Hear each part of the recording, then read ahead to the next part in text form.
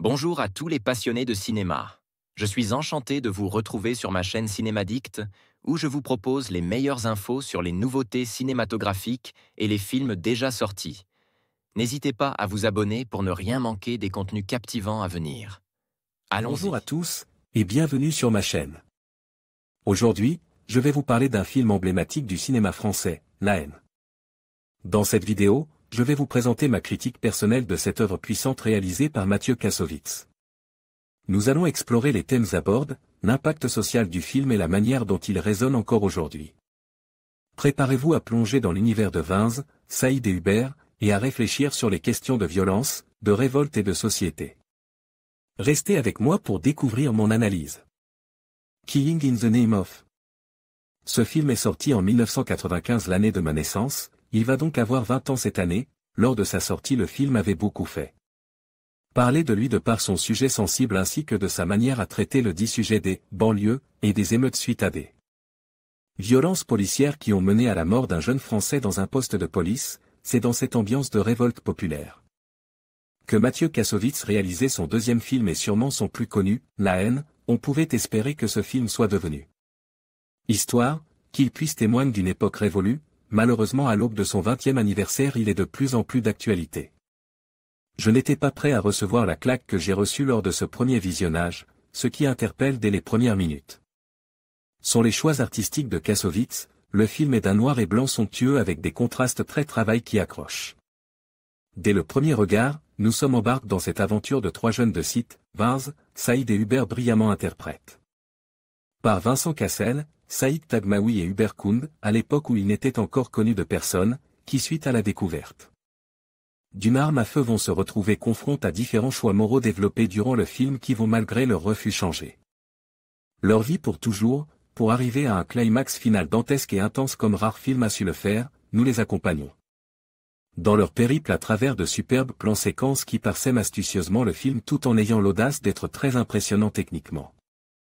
Le réalisateur effectue aussi un travail remarquable sur la profondeur de champ pour symboliser la perte de repérer des jeunes qu'ils ne sont plus dans un environnement familier, et pour finir sur la réalisation parfaite de ce film, Kassovitz a une fascination pour les miroirs, qui se concrétisent à l'écran par des plans de jeu de miroirs qui m'ont fait me poser cette question que je me pose assez rarement, surtout depuis l'émergence du cinéma numérique. Comment ont-ils fait ce plan?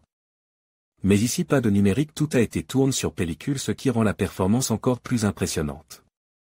Mathieu Kassovitz nous trimballe majestueusement dans une histoire qui respire l'authenticité et le vécu. Les personnages sont extrêmement bien développés, ayant chacun un caractère différent, ce qui les rend encore plus attachants.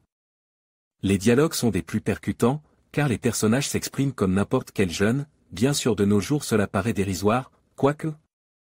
Mais à l'époque il n'y avait quasiment aucun film traitant de la jeunesse de manière aussi brute, sans les a priori et les paillettes aux yeux qu'imposaient souvent les réalisateurs bien parigots qui refusaient de voir la réalité telle qu'elle l'était et qu'elle continue d'être.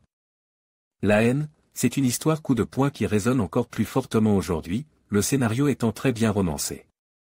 Écrit, il en profite pour dénoncer pas mal de problèmes de société, tels que la vision des banlieues par les médias, les violences policières ou encore le manque de repères de ces jeunes à qui l'on répétait à longueur de journée qu'ils ne seront jamais bons à rien. C'est de l'évocation de ces sujets difficiles que l'on sent, à travers un montage dynamique plutôt habile, la montée en puissance du quatrième personnage du film qui n'est autre que le sentiment de la haine, celle qui nous empare et qui ne nous lâche pas même après la fin du film, elle qui est là lorsque l'on assiste à des situations d'injustice, que ce soit durant le film ou dans la vraie vie, avec ce sentiment d'impuissance qui nous remet à notre place en tant que simple être humain, cette réaction presque bestiale qui sommeille en chacun de nous. La haine attise la haine. Ce film traite de ce sujet et de toutes les autres brèches qu'ils ouvrent avec brio. Pour finir cette critique, je vous propose une citation d'Hubert qui ouvre le film de cette manière, avec cette phrase que l'on retrouvera plusieurs fois durant le film, et qui le caractérise parfaitement. C'est l'histoire d'un homme qui tombe d'un immeuble de 50 étages. Le mec, au fur et à mesure de sa chute, il se répétait sans cesse pour se rassurer: jusqu'ici tout va bien. Jusqu'ici tout va bien. Jusqu'ici tout va bien. Mais l'important, c'est pas la chute. C'est l'atterrissage. Hubert, La Haine. Axel. En conclusion, la critique de La Haine par Axel nous offre une perspective enrichissante sur les thèmes de la violence, de la marginalisation et de la lutte des classes. Son analyse approfondie met en lumière la puissance du cinéma en tant que reflet des réalités sociales.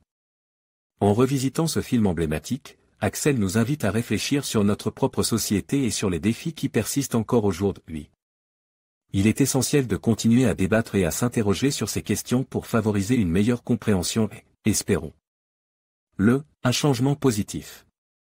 Merci de nous avoir suivis dans cette exploration.